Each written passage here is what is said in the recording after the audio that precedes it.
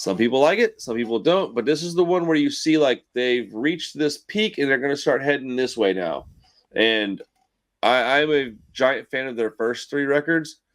So this album is a weird one for me.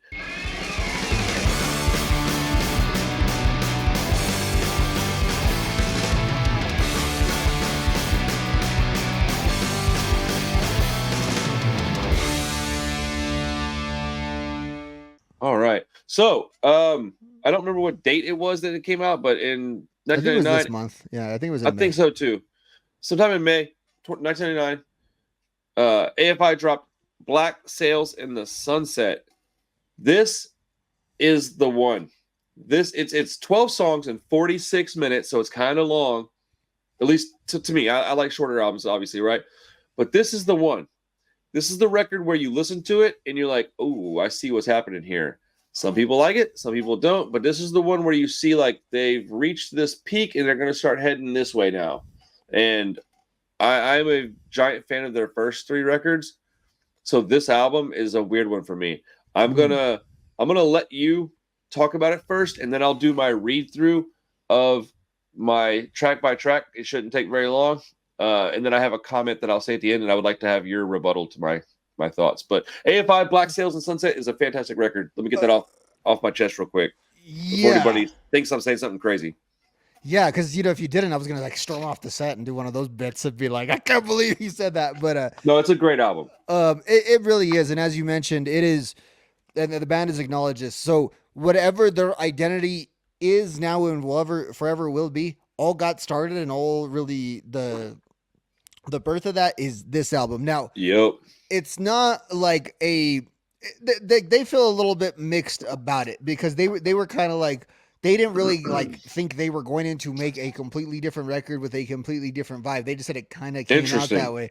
And if you listen to like was it open up the one right before this Open your mouth, close your mouth, and open. Wait, Yeah, shut your mouth, so- open your eyes, something, whatever that is. yeah, whatever it's so called. people were sometimes people would be like, no, their new direction was hinted to on there, and it kind of was. So there was a lot of like darker references. There's sort of like the cover art is a little bit different than what you had Yeah. initially, but it's still not like an epic. It's still a hardcore skate punk album. Like it's not an epic album the way For the most part.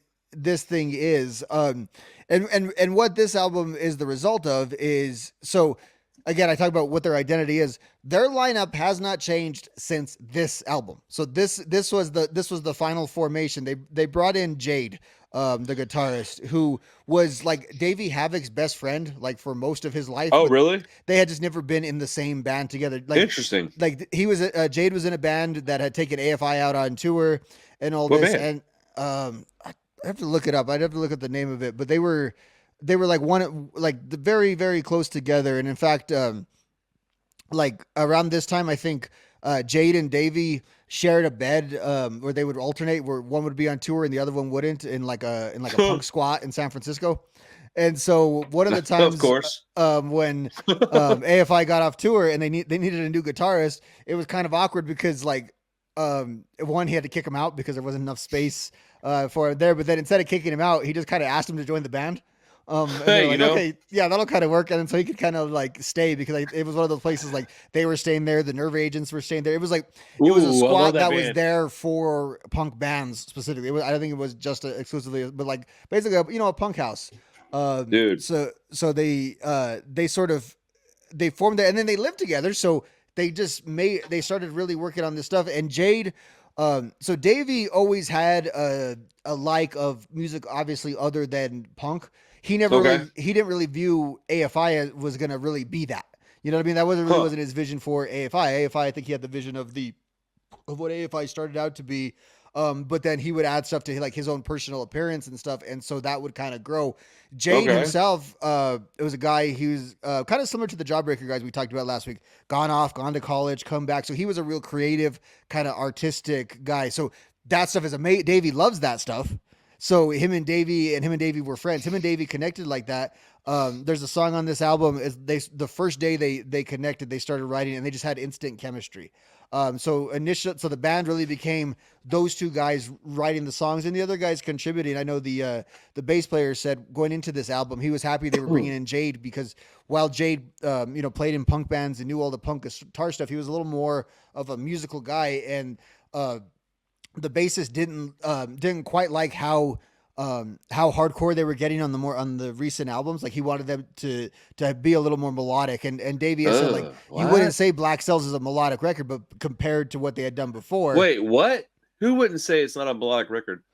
Davey Havoc said that. I'm saying he said he wouldn't consider it the Wow. super melodic record, but in comparison to Damn. the skate punk and the hardcore punk stuff that they were just doing, Yeah. he said yeah, absolutely, and that was so it was a little bit of a conscious effort, and he said like Dexter didn't get it. Dexter was like, why are you guys changing your sound? This isn't going to work. Like Dexter didn't get it. And again, they didn't really think of it as changing. And it became this thing with AFI. So AFI hated being called goth punk for a couple of reasons. Davey liked some actual goth music and just didn't feel like that's what AFI was doing.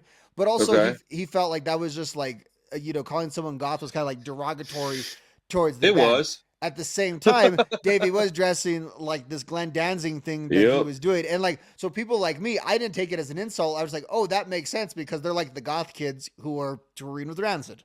You know what I mean? Right. So, Well, I mean, that, you dress like that and then you get called that and you get mad. Like, what are we doing? yeah, but I think their issue was like their music was not this like club dance, what you would associate with like goth, like European No, goth. it wasn't like they were the Cure or Depeche Mode, but Yeah. they sure turned into it. Yeah, and they did. Yeah, they definitely liked that stuff and leaned really heavily into that stuff. And Davey always said he felt out of place, though, even in like the Gilman scene, because they were more of like a hardcore style band with a lot of these sort of Ramones core bands and those kind of bands. So they always felt that they were like a little bit different. But they going into this album, it was really just the addition of Jade. So they slowed down the songs a little bit. They made the songs bigger, but even like the artwork, like I remember at the time having all the albums on CD, and it's like it was so weird to me. It was so jarring, the change of like what the band was on those first three albums and just the insides of those albums. And you open up the booklet to Black Cells and it's this big painting that's very elaborate and it's very thematic. And the album's not as slowed down as like some people kind of remember it and think of it as there's a lot of like jumpy AFI style songs, but there's like long songs and it's bigger and it's drawn out. You're talking about Black Sails, right? Like people said it slowed down.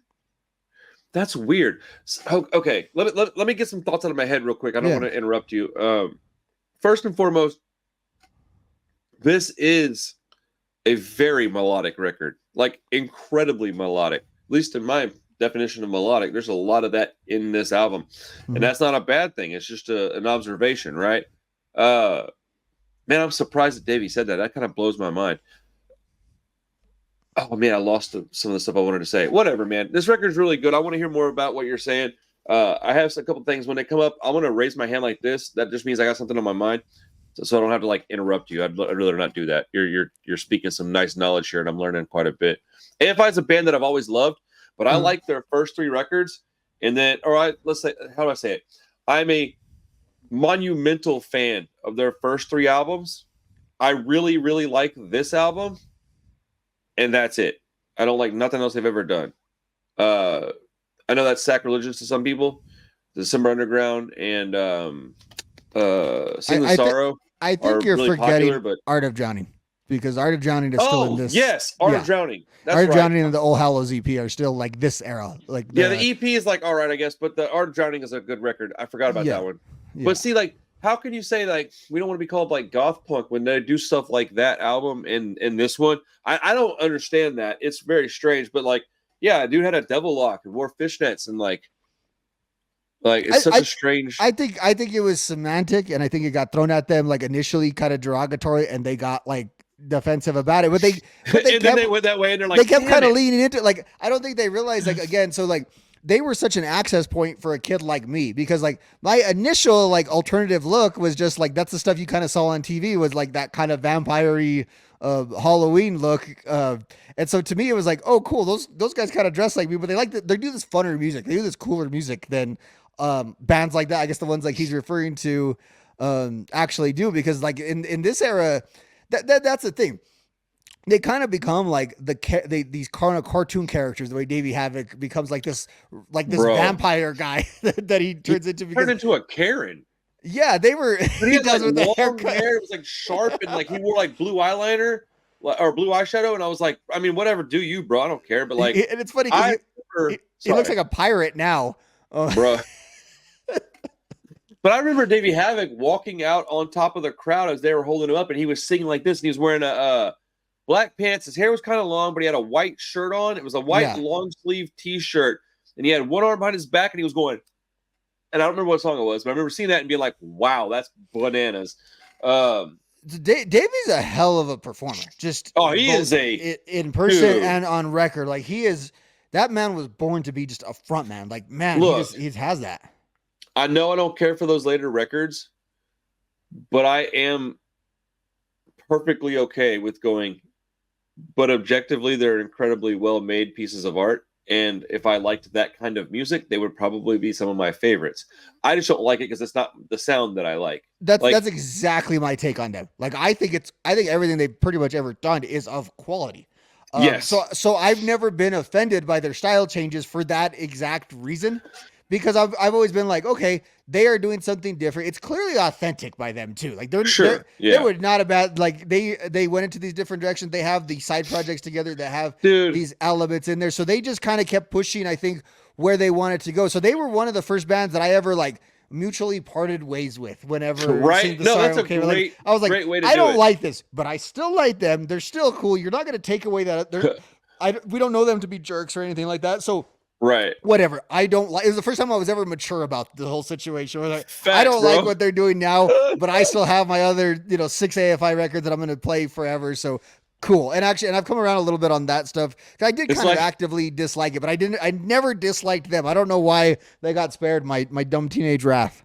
It's like unreconcilable differences with parents that split up. Like you're like, all right, I know I don't hate you, but I don't like what you're doing anymore. I'm going to go this way. Like, here's the thing. This is a very like emotional topic for me because it's a two-sided coin for me. Like usually I'm on one side of the coin. Mm-hmm. There's two sides of this coin. One side, I totally understand that they have given me, I want to say 4 albums that I really like that I'll always have in rotation, right? So they deserve to be able to go do whatever they want. And I'm okay with that. And like you said, I was like, all right, well, I'm done here. And I left. On the flip side, bro, if you're going to change your sound from black to white, would you just start a new band, please, and call it something different? Like, it just try. And I understand why you wouldn't do that, like financially speaking. But as a fan of the art and as a consumer, it makes me so angry. Whatever, though. I mean, it makes me angry, and then like 2 seconds later, I don't care. So I don't stay angry. But it does irritate the fire out of me. And I've owned, what's the first one that I did with the black with the red? Sing the Sorrow. Sing the Sorrow. I owned Sing the Sorrow, and I put work in on trying to like that album. I was a manager of a Hot Topic, and I put it on all the time. I just couldn't get into it, man. Like, I just couldn't. And everybody was like, you're tripping. This is perfection. And I was like, well, man, like this also would be a time where I would say something that would piss a lot of people off. I think that the Teen Idol's record is better than Black Sails because that's just my opinion. Objectively, are they even comparable? Not really. Black Sails is objectively a far superior record, but that's not what we're here to talk about. Well, not all the time anyways. We're here to put opinions in this conversation. So, I'm also okay with saying it's objectively a better record, but I like this one better. I think it's better. And people just can't, they're like, their wires cross and they go, and they spaz out. They call me a loser online. Don't bully me, guys. But, whatever. I find it weird with AFI too, because I can connect with a lot of people on AFI, but we come from completely different perspectives of being a fan of that, because like AFI went on to be like this, known as this like great emo band, this pioneer of emo, which by the way, a lot of that emo like mythology totally got built in this record. Like a lot of that stuff totally comes out of like lyrics for sure from this record, which was not happening as much at the time. But a lot of people who were into like we're talking about like that My Chemical Romance, for the ones that would have came like right after my Well, era, it was and more they like came in. screamo than emo. It was like a Yeah, louder, more up tempo, maybe a little more like noisy. Because emo was predominantly like kind of quiet, softer. It would have these like bursts of like emotional tangent, but it was overall a much more calm, subdued sound. And this stuff was screamos because like Hawthorne Heights, great yeah. band, but they're more of like a upbeat, and they would sing, and then they would have these yelling choruses and things.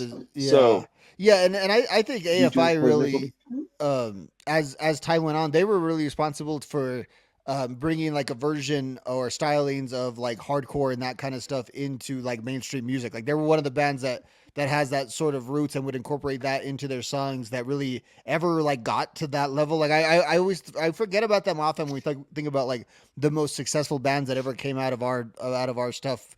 Oh, they're way up there. AFI comes out of Gilman. Like I don't know if you would say they were.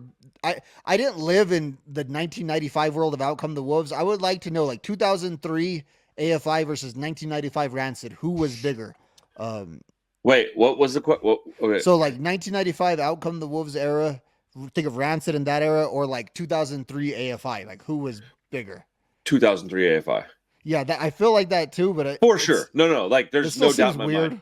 because I went through both of those, and I can tell you that AFI drew crowds that Rancid can't draw.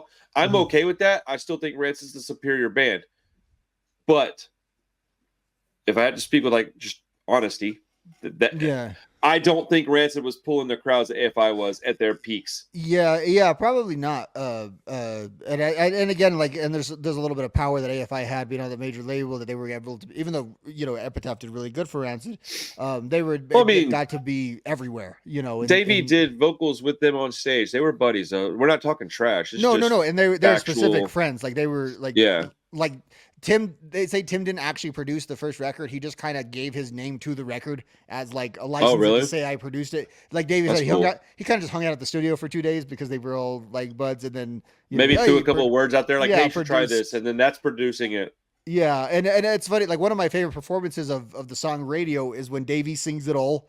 Um, I don't like it, no, but no. no, I like that as a moment. But so thinking of it, I would say then after Green Day, they're probably the second most successful band, at least out of San Francisco, at least out of the Gilman scene. Like, AFI? yeah, Wait, yeah, no, one of the ones that.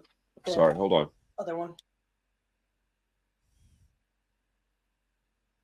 Sorry about that, Rob. Yeah, I don't know. I don't.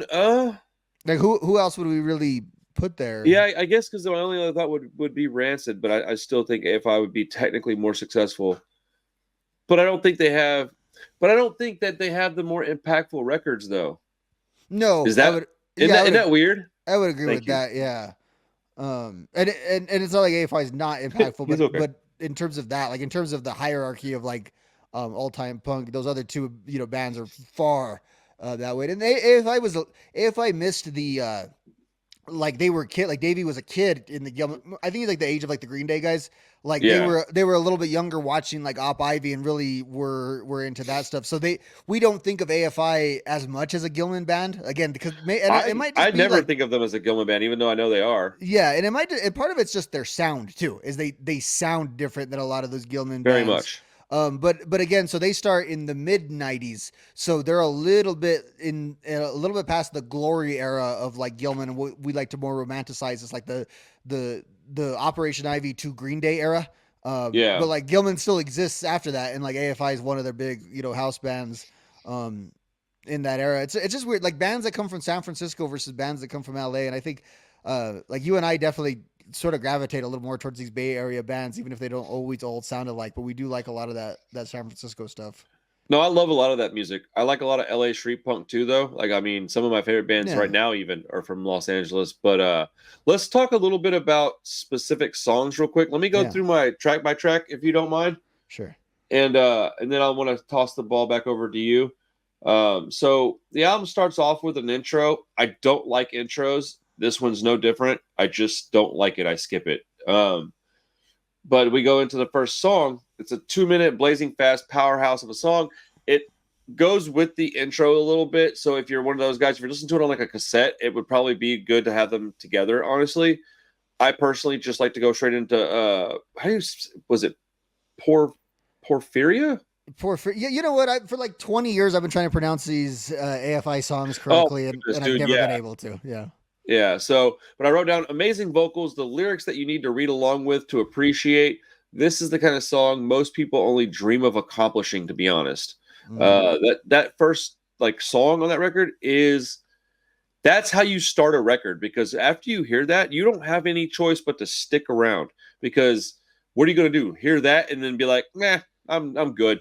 Like, who does that? I want to know anybody that's into punk, hardcore, screamo that can hear that song and then just be like, yeah, I don't like it. I mean, they got to exist, right? But like, I want to know why. That's crazy to me. Then we go into one that's called, I think, Exsanguination. I think so. A slower tempo, a little heavier at the beginning, then it just goes. This chorus is so epic and big. This album is ridiculous. I love me a simple 3-chord punk song, even prefer them, to be honest. But dang, this is something to marvel at and appreciate. Is some of this about vampires? These first 2 songs are. That's what I thought. Okay, and like if there is a theme, it's like most of the songs are outwardly about vampire or witches. Most of the songs are but I think like it's a metaphor through like of like social isolation and that kind of stuff. Yeah, but they're not a goth band at all. That's for sure. Right. Yeah. And so I literally have, for Porphyria, like it's a song about that term is a skin defect. And so that's the concept of you can't go out into the sun. I've heard that term before. I should know what it was. Yeah. And then, like in this one, Exoneration, you hold me down, you brought my rebirth. Like it's all that vampire thing. It was before. It's funny because like had this have come out like in whenever like the Twilight movies were coming out, this could just be the soundtrack. Oh my goodness! You wouldn't even need one. You just put this thing on there, put Davey on the cover, tell him he's like the third sexy vampire or something, make $1 million. Facts, bro. 100%. On that same song, Exsanguination, I'm not a big fan of the bridge, but it's all right. I love the big sounds of this album and the speed. I'm not a fan of this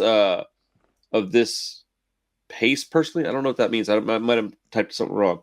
But that's what it was, because it does slow down and get kind of stuff I don't like about songs. You know, I'm very primal and I'm very simple. Well, this is what they were referring to as like the slower down parts that they did, and that's kind of what you're talking about there is what they were referring to in how this album. 100%. Yeah, I did make a point to put, dude, this chorus is amazing.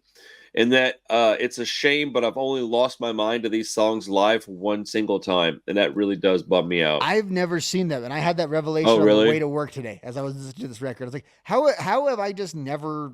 Yeah, I only got the once. I just don't know. And I would say, though, if you're watching this and you want to get a little flavor of AFI, there's plenty of really good AFI on YouTube. Like, for whatever reason, there's just a lot of that stuff on YouTube. But there is a show. It's in the O2 Warped Tour. So when they were recording Sing the Sorrow, they only played one day on the O2 Warped Tour. Like, it was just Warped Tour was close to wherever they were recording. And someone has a really good side camera shot. And it's exactly how you're describing it. It's Davey in the jeans and the white T-shirt with the That's on hair. YouTube? And he's just going. I have to watch that. It's about half of them are these songs, half are Art of Drowning, and about a third from the first couple albums. It is amazing, and the sound quality is pretty good, and it's from that side, so you could see like the side of the semi trailer from the Warped Tour. Like it has a very Warped Tour feel. That would send me back in time. Check that out whenever you're feeling lonely. Oh man, I'm always feeling lonely, bro. Okay, next track is called Malleus Maleficarum. Yeah, whatever, man. I'm just gonna call it Eminem. I put, oh man, the way the vocals start in this song. My goodness. Then the chorus, while a little slower, is super big and powerful. This album is absolutely epic. There's some anger in this one. Davey is amazing. There's an amount of art to these songs, a certain amount of intelligence. They can be intimidating, but they're absolutely amazing songs. And I love this version of the band to a certain degree. Hard stop to a certain degree. So this is the song that they wrote together that first night. So the first night really that Jade and Davey started writing, this was what they kind of came up with. Dang, bro, So what? Y'all need Jade to like brought a piece chill. of it. Like Jade was kind of because Davey has written most of their music or was starting it, but Jade brought a big piece of this, and they put this together. And I love there's like kind of an old West vibe to different parts of it, and there's a lot of that on this Okay, album. okay. I can see that. I guess like almost the way like Tiger Army and those kind of bands do it, of this sort of Oh, dude, we're like about not to really talk about like Tiger Army. Western. Yeah, it's got kind of that sort of DNA in it, and I think I like the rhythms, like that sort of punk rock drum thing that they do on a lot of these songs, where all of a sudden they hit like the gallop moment, where they're Oh, going yeah, through yeah, like the yeah, yeah. singy chorus, and then what if I could, and it just starts doing that on so many of these songs. Then like the gallop moment hits, and these songs are, because they're a little lengthier. Like this song is 4 minutes long. There's a lot of That parts. stuff's hard for me to deal with. There's a lot of parts to them, but I think it doesn't drag to me the way a lot of other music that's this length does. And I Okay, think it's no, it because doesn't. It doesn't they're drag, but there's parts of it that I'm like, eh.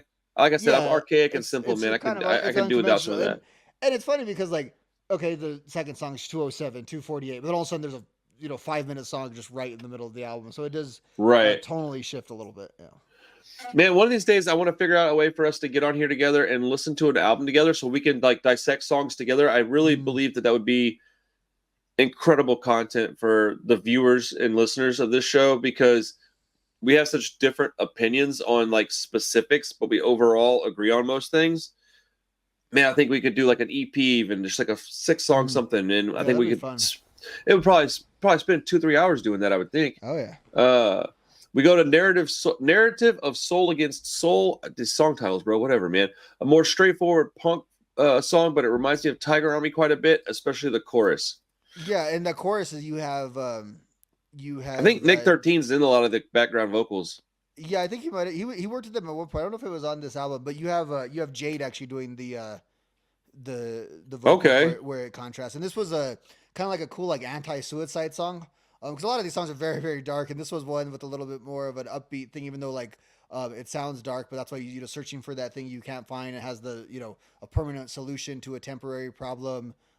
What you need to do is live and stuff like that. It's funny because everyone thinks of this emo music as this dark, like cut yourself music, and there's you'll I find mean, a it lot is, of like but it's still got other yeah, you'll find a lot of this messages. stuff embedded in it. I also just love, and shout out to the bass on this record. It just does its own thing, and it's Dude. amazing. And like this one really starts out with just that grindy bass. I love the way the bass is mixed. This album, from a production perspective, is just great. The way everything is. Just I mixed second together that. so perfectly. Yes, I second that, dude. The bass on this record was really good. I liked the bass on the Teen Knowledge record. It had like this like rolly bouncy sound, but this bass has a lot of, it's thicker. It's got like a it plays a more predominant role in the overall sound of the album to me. Like it's more important. If it was missing, you would notice it immediately. And it has its own it has its own tone, so to speak. Like it doesn't just sound like the E string with a deeper, like it's got its own unique sound. Correct. It's like you can hear it throughout the songs, because that's I guess that's what we mean about it cutting through the mix the way it does. Well, it's like when they set up their instruments, it's very clear that they didn't want the guitar and the bass to match. Like a lot of bands will be like, hey, we only got one guitar player, so we have the bass.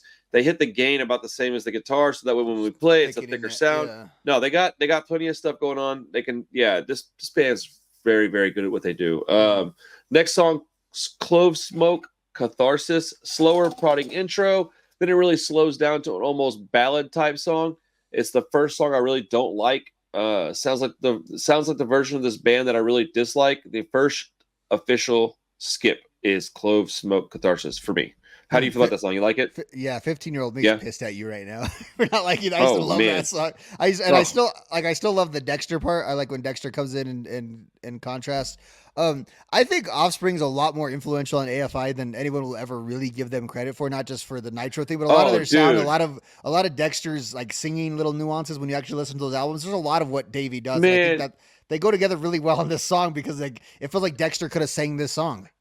Anybody that says that Offspring didn't influence AFI heavily is, well, they probably just don't know. Yeah, they would just be uninformed. Because, dude, even the that is a lot of early Offspring. But yeah, man, whatever, dude. I don't like the song much, but I was very much expecting you to like it, so I'm not surprised. Then we go into the prayer position. Sounds a little like there are some Linkin Park influences in this one. The chorus is huge. I want to fight against this song, but it's really catchy. Like I Well, that wanted to chorus, not like it. Yeah. like that's just one. That's when David can take his break and just put the mic out to the crowd and have him do that during that one. I wrote down the chorus just pulls me right into this song, even though I didn't want to like it. The breakdown, clean guitar, super slow hi hat. This part I don't really care for, but when it comes back in, it makes me want to punch myself in the face, man. Open hi hat and gang vocals is hard as, bro. See, you know about that? Da, na, na, na, na. Yeah, with just the open hi hat. Yeah, he's just smacking that thing, dude. Bro, are you kidding me? See, I wish I knew the technical terms of this stuff, but I don't. But like, I know what I'm trying to say here. That stuff drives me nuts in a good way. I love the beginning of this though, the way it comes out with that like. It feels like guns that are shooting in different directions. And it's because it's kind of like a nu metal vibe. That's exactly what it does. But like again, that bass is kind of going one way, and then that's exactly when you think of like what the nu metal sound is. It's like all those guitars, those rhythm instruments. That's exactly nu metal. That is. This album had it drew a lot of inspiration from some early, like I would say, lighter side nu metal, specifically Linkin Park. Yeah, it really did. It's funny because like one of the funny things when you go to the Wikipedia page of this album is Guitar World named it as the 9th best metal album of 1999. That is so weird. That is so strange. Which also means that those writers really hated nu metal because there would have been like 15 nu metal records. Probably you would think that would go ahead of it. So shout out to those guys for keeping the punk rock alive. But again, from a guitar, if you're looking at it from a guitar perspective, though, nu metal is not necessarily a guitar genre in that way. And this has tons of great guitars. So I can kind of get that if that's the case. But it was just, I mean, this is definitely a heavier record than most like early nu metal stuff that has like that leans more into the hip hop, you know? Yeah. And again, this borrows from it's hardcore. You could see, as we've talked about before, how like emo is more it's very in tune with punk, but also has the ties to obviously to hardcore and metal is more absolutely how, what produces emo. And this AFI is a perfect version of that with heavy punk roots as well. Yes. I mean, I don't know what else to say about to that. No Poetic Device.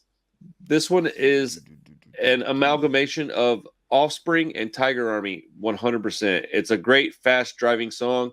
The dark lyrics on this one, on this record, are really pretty poetic. They're very pretty. His like lyrical content is very pretty. Not a style I usually gravitate towards, but I'll take it here with this one, dude. And I don't think it's meant to be necessarily always understood. I think some of it's just meant to be like weird sounding, but like I think Davey knows what he's talking about. But like good luck getting him to explain to you what a song means because he just 1,000,000%. Yeah, for real. He sounds like no, yeah. Go ahead, make your point. I'm sorry. I just wanted to add that they have these weird harmonics in this song that make it a little more interesting. That like without those harmonics, of bing, bing, bing. You know what I'm talking about? Yeah. Without that, I do think that the song would lack something. They made really smart, like really weird, intelligent, little bitty decisions, musical choices. Yeah, correct. In this record, that really just make it go from like a square to a 3-dimensional cube. It's just so well done. I have written down here is like to me, this is one of those songs where Davey like almost assumes the role of like the Joker or this like carnival barker, where he just sounds like he's like riding a surfboard of the music and leave it because Davey's voice. Like, there's some bands where you can say, like, I like this band, but I don't like so-and-so's voice. Like, I don't think you can like AFI and not like Davey Havok's contribution to the band. Like, I think he's such an important part of their sound. I'm like that almost exclusively. If I hear a vocalist that I don't like the band. Right. Like, Davey Havok's voice is beautiful, man. I love that guy's voice. It's such an instrument, I think, in this band. We go to The Last Kiss. I really like the vocal harmonies in the pre-chorus of this song. When the chorus kicks in with the gang vocals and a more tempered pace, chef's kiss, man. This is ridiculous. Such a wonderful album for the most part. The lyrics in the chorus are amazing. The weird electro guitar thing they did at the beginning of the bridge was pretty rad. I forgot that was even there. That's the start of them incorporating that kind of stuff into their music. There's the proto bit of it. Yeah. It's weird, too, because I genuinely like that in this song, and I genuinely dislike their later work. It's weird, man. I don't understand it, so don't ask me to It shows a good explain it. connection though too of like how that stuff though is sort of connected to their older stuff. I think that song's a good way. Right. This song was another one of my driving to high school just chant along. "Love myself today." Like I have such fond memories of anything AFI related. Like AFI just Well, brings up see, warm feelings in me. when I was in high school, I wasn't listening to AFI yet. I discovered them later. So like I discovered them in probably like around the time that this album came out. Maybe a little later than that even. No. Yeah. Yeah. But when did All Hallows Eve EP come out? That was like the next year. That was 2000 because it's like this came out in 99, that came out in 2000. I think Art Oh of no, Drowning the came out EP in came out in 2001. 99 and then the album came out in 2000. So I discovered them with the Art of Drowning. And then Okay, I went yes, so you're I right. had You're so I right. had to go backwards. So this album was like probably the last one that I even listened to from Mm, that era. I went from Art of Drowning all the way back to their first to the record and then original worked my stuff. way Yeah. forward. Yeah. So but whatever, man. This band is so freaking good. Their first few records are so good that I don't even care about their later material. Like it just didn't bother me at all. Next song is called Weathered Tome. And I put, man, that bass intro. This is a straight hardcore song. The melody and the chorus is so catchy and infectious. Man, I love this band so damn much. I mean, for as much as I've talked crap, I love this record, dude. Yeah, It's and so good. to me it's like it's the weakest song on the album and it's still like really Wow. good. Like Man, if it is so far from the weakest song to me. like I'm not eliminating it, it's the one of like if I had to order them all, I would probably put that one last. Man, there's a couple that like the last part of the album I don't really care for, to be honest. Oh, Um, we got to fight on that one. well, let me see. I don't know, man. I think there's just a couple of things about the record I don't like. Otherwise, the album is pretty awesome. Um, I don't want to be like too negative, but I also don't want to sit here and say I like something I don't like. You know what I'm saying? Right. It's a weird thing I'm trying to like balance here. Next song is called At a Glance. I can't imagine trying to perform these songs vocally live. This is some real haunting vocals. I hear more Tiger Army, maybe some Misfits, a little new metal breakdown. It's kind of interesting, not really for me, but it keeps the album from getting monotonous and boring. This one is a little long too. First half is awesome. Second half loses me a bit. Speaking about the song, so like the first chunk of it, I really like it. After that, I don't. I think At a Glance is where I don't really care for this song. Yeah. The last part of the record just really doesn't. Yeah, yeah. Yeah. I would contrast. I think At a Glance might be my number one from this album.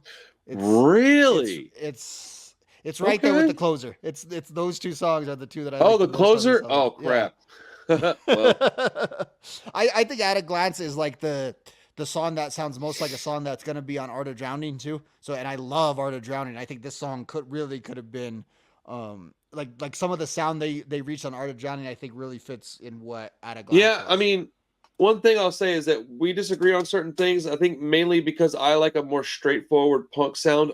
More like I like the degree of how much of that I want in my music is more than what you would normally care about.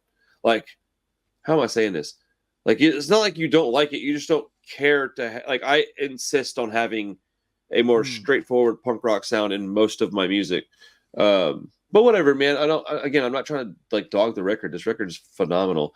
God Called In Sick Today, a clean guitar and vocals intro. It's a ballad. Slowly picks up to a big chorus. This is a ballad. Not really for me personally. Officially, my second, maybe third skip of the record. So there's like 3 or 4 songs on here I don't really care for, but And that was the first like official ballad type of song that they ever did. And then from here on out, they closed nearly every record with a song like this. So like, um, okay. the other AFI song that I'm secretly obsessed with is Morning Star off of Art of Drowning, which is the last song on Art of Drowning. And then so every AFI song, it makes sense the way the AFI, the way their albums go in the tone. The last song tends to be a slower sort of just fade into the background, Yeah. kind of I need like to end go credits kind of song. listen to Art of Drowning again. It's been a very long time since I've heard that. Their first 3 records are perfection to me, so I don't really listen to. I don't listen to this album, and I don't listen to Art of Drowning hardly at all. Like I don't even know if I own them. Uh, but I also put Midnight Sun as a hidden track. I hate those, especially on streaming services. This song is but I'll just skip it with the song it's attached to. So like, there's like 3 songs that I just don't care about in this record. But the other songs that I like so we have like the opposite opinion on this record.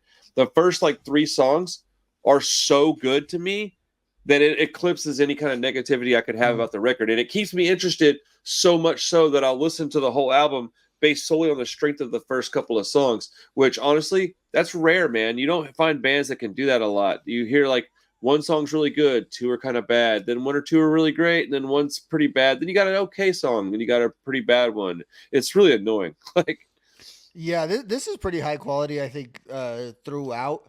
And you and I have our preferences of where we kind of land on it, but I think right. we're pretty much in it, that it's pretty high quality. Like it's one that, like every now and then, just if I'm in the mood for it, I like to listen to it as an album because I think the AFI albums really do work well I as an agree with album. that. But I can also just pick it up wherever, and I pretty much can get into any song on this album at any time. Like it does have that Teflon feeling for me. Let's see. Okay, so I don't really care about the intro thing. Let's see here. Where is Clove Smoke Catharsis? I don't like. Let's see. Yeah, I think that one and then the last two songs I don't care for. Everything else, so okay. The intro, Clove Smoke, and then the last two tracks include. I guess three if you include the hidden song. Yeah, which are just kind of, and those are kind of the slower tracks on the album. Yeah, Too. like I prefer their fast stuff because I think they do it so well. So okay, I wrote down something. All I wrote down was I just wanted to get your rebuttal on this. I put this album is not my favorite AFI album, which I think is an unpopular opinion. I think this is routinely called their best by a lot of people that I talk to, but it's where they start to turn into the band that I don't feel is even AFI. Sing the Sorrow and December Underground are not albums that I enjoy even a little. I was super bummed when they changed, but I get it. You grow and you change as an artist most of the time. I would have just preferred a new band completely. So just to end this talk about this album, how do you feel about that? Do you think if a band changes enough that maybe they should try to call themselves something different? Because a lot of bands do it, and a lot of bands I think don't. a lot I of guess bands it's kind of a traditionally would have had more success with like when they made a lot of bands have like that album that's their like just whoa, where the hell did that come from? And then we go back and we listen to it and like, hey, that was actually pretty good. We just didn't accept it because they made it. That's a good point. Like again, let's think about like like if Rancid came out with a hip hop record or Blink-182 came out with a hip hop record, we might think that's a little weird, right? We might not. Well, that's kind of my point. That's That's a great example. I don't think though, but to your point, I don't think I think when AFI became 2 or 3 records later is so far away that maybe you can make that argument. But I think AFI's evolution every time was close enough to what they were before that they didn't really need to do that. Okay. So no, I can't say you're wrong. AFI specifically, I would say no. But like generally, I wish bands would do that, even if they are the same personnel. I think the brand loyalty just gets, you forget it. Like there's an expectation, and like Bad Religion, like some people say Into the Unknown's not terrible. If they would have just gone on tour as a prog band and people weren't mad that the punk band had a keyboard, it might have just been a good album that they did, and maybe they can tour on every 5 years or so. And I can't think of the name. Davey and Jade have a couple of bands. It's like Black Audio or something like that. Yes, yeah, and those are exclusively like electronic post-punk style bands. Well, so like that stuff is far enough away that I think they did create a little bit of a space for that. With our mutual hatred, or I won't say hatred, our mutual dislike of Rancid 2000, we've discussed that should have probably been a Lars and the Bastards record. Like, it doesn't sound like Rancid. I'm gonna stand on that till the day I die, dude. People get, I get so much crap for that opinion. Is like your thing. That will be like, it'll be in the obituary. Like such and such did not like Rancid 2000. That's Facts, bro. Headstone did not like Rancid 2000. Great cover art, terrible album. But like, I want to talk to Lars about that so bad. I'm gonna reach out to Matt Freeman and see if he'll talk to me. He might. He seems like a pretty reasonable guy, and I would like to hear about like the process of making that album, just so I can understand it more. I would like to learn more about the AFI stuff. Shoot, why not? I don't care. Yeah, yeah. Shoot, it's like we were talking about earlier. I want all these guys to do all the podcasts, write all the books, do all that stuff while they can. Yep. Right. And I'm sure someone does, and someone will make it, but I don't care about like the next generation necessarily. And that stuff documented. Like the internet exists to document like everything that, like the Interrupters, everything they've ever done will live on the internet forever. So For we real. can always go back and do that. But this stuff we have to, pick some of the stuff out of zines and out of all this stuff and put it Well, together. So I want the people that were there that had their, that were feet on the ground. I want them to keep telling these stories, build these legends. It's just, I mean, I was it's like, exactly I was why reading these the Bad shows are Religion important. book the other day just for like the third time, just because I just wanted to immerse myself in the story a little bit, just for the fun of it. I mean, there's a reason why these shows are so important to us and the people that watch them. It's because of that right there. It's because this stuff can't go fall to the wayside or fall by the wayside, whatever the saying is. But like, it can't go away, man. It's just our life. Uh, I think this album for me was an 8 out of 10. Where do you fall in that? Probably like way higher than that, huh? Probably nine. Nine. I could even call it a 10. I'd have to see what my whole scale is to see if like there's albums I couldn't call a 10. You know what I mean? Like I don't know if that's a Well, protected class.